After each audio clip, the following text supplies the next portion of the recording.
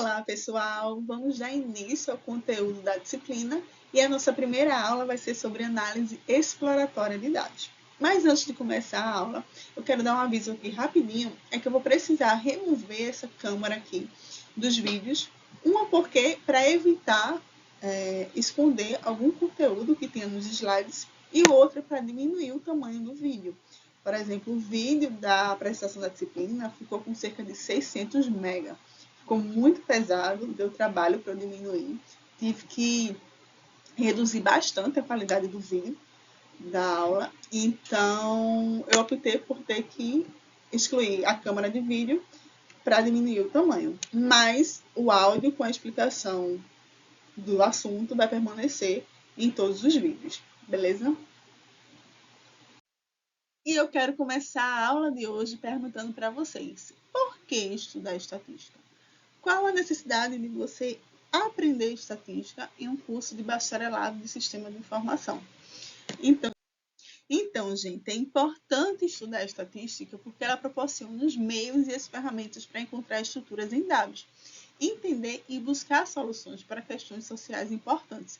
Então, independente da área que você for trabalhar, é muito importante ter uma base estatística. Ela vai ajudar desde você saber elaborar gráficos para apresentações, até mesmo ter que estudar as estruturas em dados em uma empresa e até propor programas que otimizem a solução de problemas importantes. Então, por isso é importante a estatística. Não só por isso, tem também uma vasta gama de aplicações em estatística. Mas eu quis trazer para vocês para motivar o estudo da estatística no curso de vocês. E vamos lá.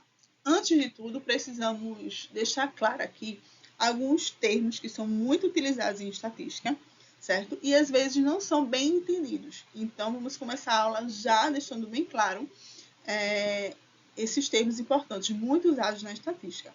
O primeiro são os dados. O que são dados? Dados nada mais é que observações coletadas. Então, por exemplo, idade, sexo, medidas, grau de instrução, tá? Outro termo muito usado é a população. Então, o que seria a população em estatística? População é o conjunto completo de todos os elementos a serem estudados. Então, todos os conjuntos de dados que a gente for analisar, a gente vai chamar de população. Temos também o termo censo. O que seria censo? Censo é um conjunto de dados obtidos de todos os membros de uma população. Então, só capturar todos os dados dessa população, nós vamos obter o censo. E, por último, a amostra. E a amostra é uma parte dos dados selecionados a partir da população. Então, é um subconjunto de membros selecionados de uma população. Então, a gente tem aquela população que vai ser os dados completos e a amostra é um subconjunto desses dados da população. E aí, através dessa amostra, a gente consegue fazer muita análise estatística.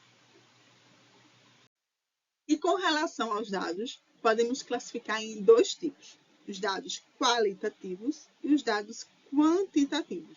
Tá? Os qualitativos, eles também são chamados de dados categóricos ou atributos. E aí, eles se destacam por ser classificados em diferentes categorias, que se distinguem por alguma característica específica, diferentemente dos dados quantitativos, que consistem em números que representam contagens ou medidas, certo? Os quantitativos sempre vai ter essa característica de ser representado através de números, medidas específicas. E aí vamos ver um exemplo para deixar mais claras as definições. Exemplo: um pesquisador está interessado em fazer um levantamento sobre alguns aspectos socioeconômicos dos empregados da seção de orçamento da companhia MB. Usando informações obtidas do departamento pessoal, ele elaborou a seguinte tabela.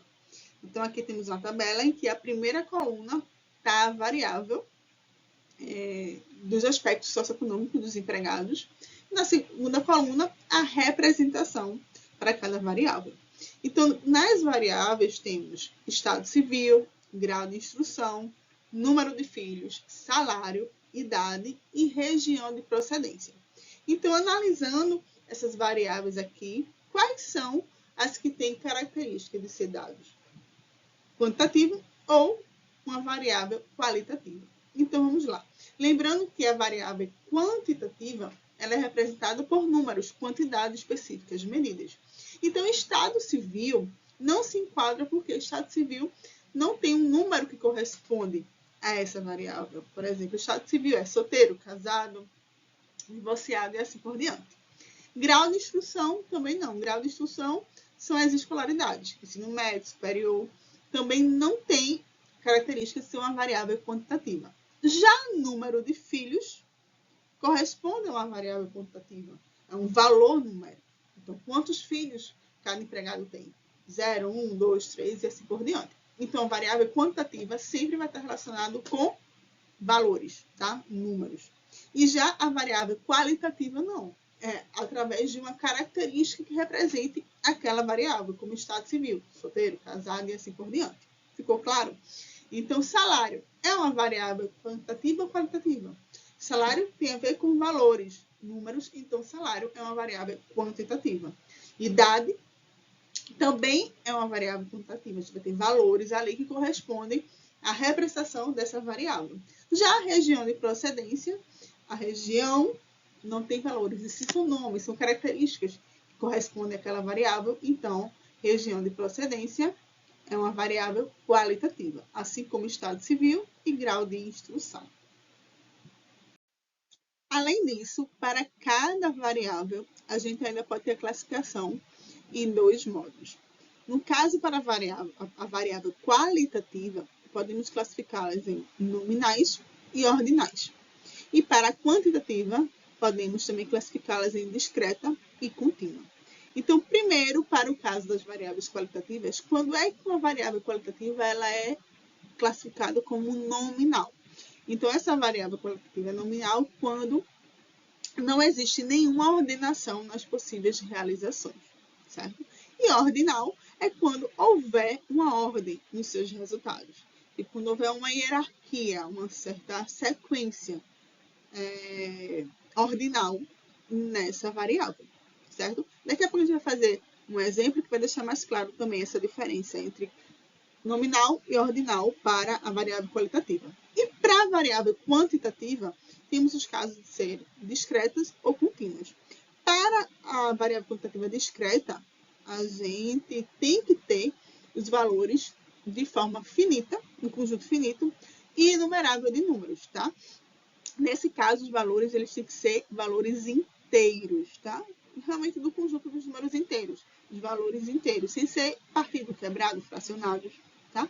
Já para a variável quantitativa contínua, ela é classificada nesse tipo quando as variáveis quantitativas contínuas, elas terem no seu banco de dados números reais, tá? Que resultam de uma mensuração, valores fracionados. E também as que podem classificá-los, né, esses valores, em um determinado intervalo de valor, intervalo dos números reais, números racionais.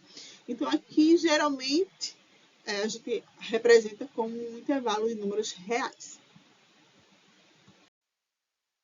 Então, vamos usar a mesma tabela que a gente usou no exemplo anterior para fazer esse exemplo aqui também, para a gente distinguir mais, deixar mais claro os tipos das variáveis. Então, vamos lá. A região de procedência é um caso de uma variável nominal. Não existe uma ordem. Lembrando que região de procedência é uma variável qualitativa, certo? Então, entre a classificação dela ser nominal ou ordinal, ela vai ser uma nominal, porque existe apenas os dados característicos com relação a cada região. Já grau de instrução, que também é uma variável qualitativa, ela é do tipo ordinal. Por quê? Porque existe uma certa ordem nos ensinos, tá? Existe uma hierarquia, começando com o ensino fundamental, médio e superior. Então, corresponde a uma ordenação baseada no número dos anos de escolaridade completos, certo? Ficou claro? E agora, com relação à variável qualitativa, classe social, será que ela é nominal ou ordinal? Ela também vai ser uma variável qualitativa ordinal, certo? Por quê? Porque existe essa hierarquia de classe alta, média e baixa. Então, existe essa ordenação, então a gente classifica a variável qualitativa como uma variável ordinal. Para os casos das variáveis quantitativas, o exemplo aqui, número de filhos, vai ser uma variável quantitativa discreta, porque o número de filhos são representados por números inteiros. Eu não posso dizer aqui, não, eu tenho 2,5 filhos, aí eu tenho 1,34 filhos, não. Então, a contagem que é feita pelo número de filhos são realizados por valores inteiros. Então, essa variável é do tipo discreta. E para a variável do tipo contínuas, nessa tabela aqui, como exemplo, temos, aqui acho que salário entra, tá? Como uma variável contínua, a partir do momento que um salário é representado por valores quebrados, fracionados. E também, outro exemplo que temos aqui citando no slide, é a questão de estatura e peso, tá? São exemplos de variáveis contínuas, porque são valores quebrados, tá? São valores que pertencem aos números reais, em que eu posso ser representado por números decimais, frações e assim por diante. Então, para deixar claro, discretas são números inteiros, tá? E contínuas, eles podem ter números em um intervalo de números reais e podem ter valores quebrados, podem dizer assim, fracionados, tá bom? Decimais e assim por diante. Observe que nessa primeira aula é importante a gente deixar bem claro todos os termos e definições que são básicas na estatística, porque à medida que os assuntos forem passando, esses termos a gente vai estar usando com muita frequência, então é importante que fiquem claro para vocês, tá? O que cada coisa significa. Então, mais um termo que é muito usado na estatística é a questão de distribuição de frequência, tá? E aí, quando se estuda uma variável, pode ser ela qualitativa, quantitativa, o maior interesse do pesquisador é conhecer o comportamento dessa variável, tá? E aí a gente analisa esse comportamento através de ocorrência de suas possíveis realizações. A gente vai ter um conjunto de dados ali que a gente vai poder analisar como é o comportamento dessa variável, tá? E aí vamos ver como dispor um conjunto de realizações para se ter uma ideia global sobre elas, ou seja, a sua distribuição. Então, a gente vai analisar o comportamento dessa variável através de um conjunto de informações. E como esse conjunto de informações é distribuído para a gente poder fazer a sua análise. Exemplo. O que é uma frequência em estatística? Como é feita a distribuição de frequências de uma variável na estatística? Então, geralmente, a gente representa assim, através de tabelas, certo? Onde aqui nós temos o grau de instrução, que é a variável que está sendo analisada em questão. E aí, para esse grau de instrução, nós temos as características de ser fundamental, médio e superior. E aqui nessa segunda coluna, nós temos a frequência, que ela é representada pela variável n. Esse índice I corresponde a cada linha das características do grau de instrução. Então, para o fundamental, a gente considera N1. O ensino médio, N2. Superior, N3. Ou seja, para cada linha, esse I vai variando. Primeira linha vai ser 1, segunda linha, o 2. Então, a gente coloca NI, esse I, para ser de modo geral, a representação. Então, a frequência é representada por essa tabela, tá? Então, o que isso significa? Significa que, na minha coleta, na minha pesquisa que eu fiz, 12 pessoas têm um grau de instrução fundamental. 18 pessoas têm um nível médio e 6 pessoas têm nível superior, certo? Então, a frequência vai dizer para a gente a quantidade de pessoas que correspondem para cada classificação do grau de instrução, certo? E no total, nós temos 36 pessoas que foram analisadas, tá? Nessa segunda linha, nós temos a proporção. O que significa essa proporção? Essa proporção a gente representa pela letra F e o índice I também corresponde para cada linha. Então, essa proporção também é conhecida como frequência relativa, certo? E como é dada essa proporção? Essa proporção é calculada em cima do valor de cada índice, de cada fundamento, dividido pelo valor total de entrevistados. Por exemplo, a proporção do número de pessoas que tem um grau fundamental comparado ao total é de 0,333.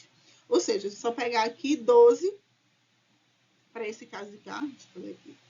Esse caso de cá, o F1 vai ser igual a 12, cadê? N1, 12, dividido por N, onde esse N é o valor total aqui, certo? Então, 12 dividido por 36. Ignorem minha letra aqui, que é difícil digitar. Escrever aqui pelo computador.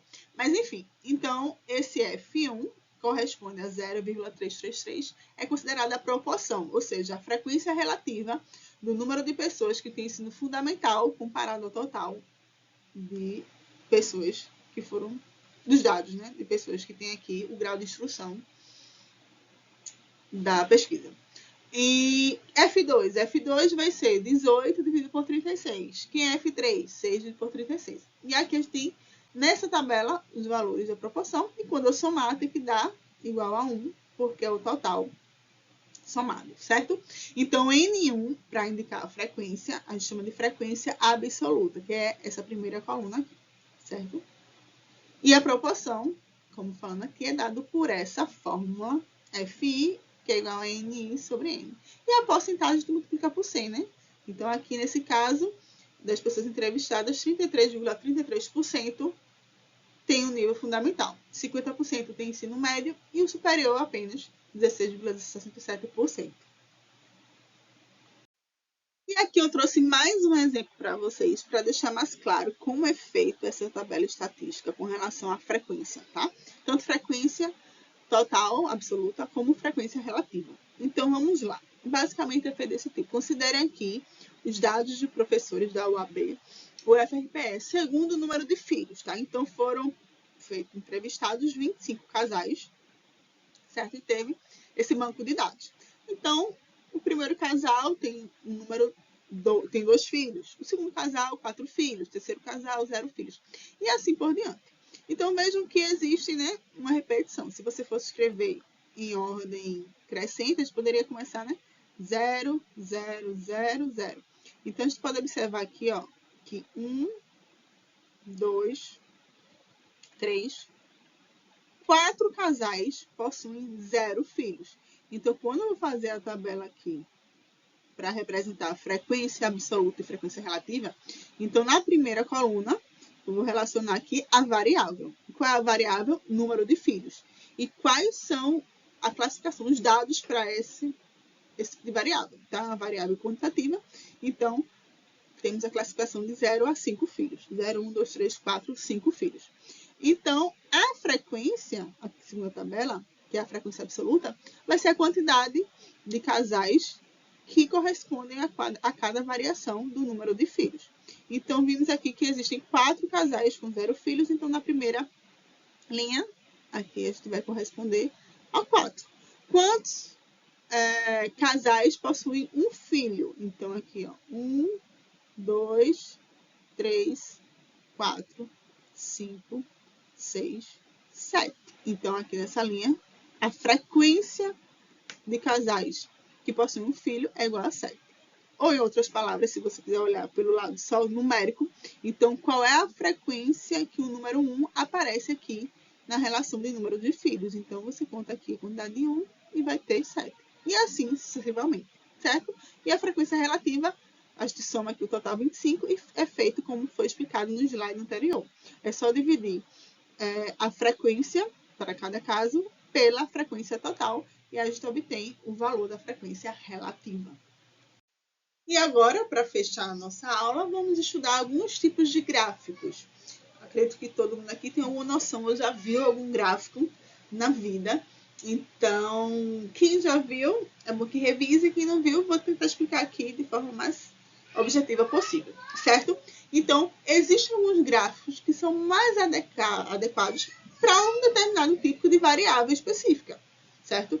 Então, para as variáveis qualitativas, os gráficos mais utilizados são esses 2 tipos, que é o gráfico em barra e o gráfico em setores, também conhecido como gráfico pizza ou retângulos, tá? E aí o gráfico em barra, nós podemos representar aqui a frequência na coluna e na linha as classificações, os tipos, né, das variáveis, e aí ele é representado o gráfico através dessas barras de acordo com a frequência que corresponde a cada um. Já o gráfico em setores é um gráfico circular em que a gente divide esse círculo, por isso que parece muito uma pizza, que leva o nome de pizza, né? Que a gente divide em fatias, e essas fatias correspondem às proporções para cada item da variável, no caso fundamental, médio e superior. Para variáveis quantitativas, o gráfico em barra também é muito utilizado, tá? E aí, a mesma representação que para variáveis qualitativas que a gente viu no slide anterior, tá? Aqui temos a frequência, a variável e as barras que representam a variação de acordo com a frequência. Temos também o gráfico de dispersão, tá?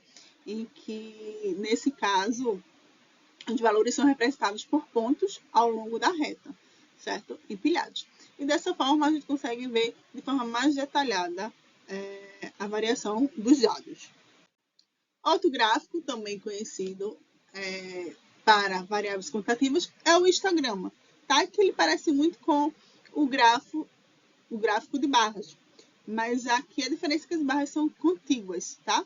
E aí as bases são proporcionais aos intervalos da classe, meio que emendado, tá? E aí cada retângulo é proporcional à sua respectiva frequência. E um procedimento alternativo para a gente conseguir resumir um conjunto de valores de forma de um diagrama é conhecido como ramo e folha, tá?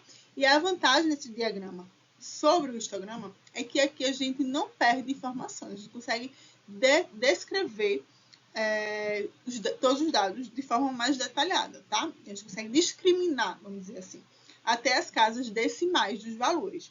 Então, na primeira linha aqui, vertical mais à esquerda, a gente coloca o valor inteiro, e aí chamamos de ramo. E a segunda, terceira, linhas verticais mais à direita, a gente chama de folha, e aí são os valores decimais. Por exemplo, os valores para os salários de 4,00 e 4,56 são representados aqui, olha, nessa primeira linha. Então, aqui fica o valor inteiro, que é 4. Nessa segunda coluna, a primeira linha, a casa decimal pós-vírgula é o 00, que representa o valor 4,00. E esse segundo aqui, que é o 56, é a casa decimal para o valor que representa 4,56. E agora, para esse exemplo, a observação que eu trago é quando o valor inteiro, ele apresenta mais de um dígito, nesse caso aqui desse exemplo são 2, os diagramas de ramo e folha, a gente opta por truncar os valores para cada valor. Como assim? E a gente acaba desconsiderando, omitindo os valores dos décimos, as casas decimais. Desse modo, por exemplo, a gente só representa o valor inteiro. E aí a gente divide, nesse caso, os dígitos. Por exemplo, o valor 69,1 e 69,5, eles vão se tornar apenas 69. E estão representados aqui, olha, na segunda linha. Então, fica o 6 na primeira linha vertical. E aí a folha, no caso o ramo é 6 e a folha é 9. E para o valor 69,5 também, a gente representa o 6. E aqui ele é representado na segunda, nessa outra linha aqui, pelo 9, certo? Então, aparece como 9 na linha que corresponde ao ramo 6. Então, é isso, pessoal. Espero que tenham gostado da aula. Qualquer dúvida, só falar aqui no fórum. E por hoje, por essa aula, encerramos. Até a próxima.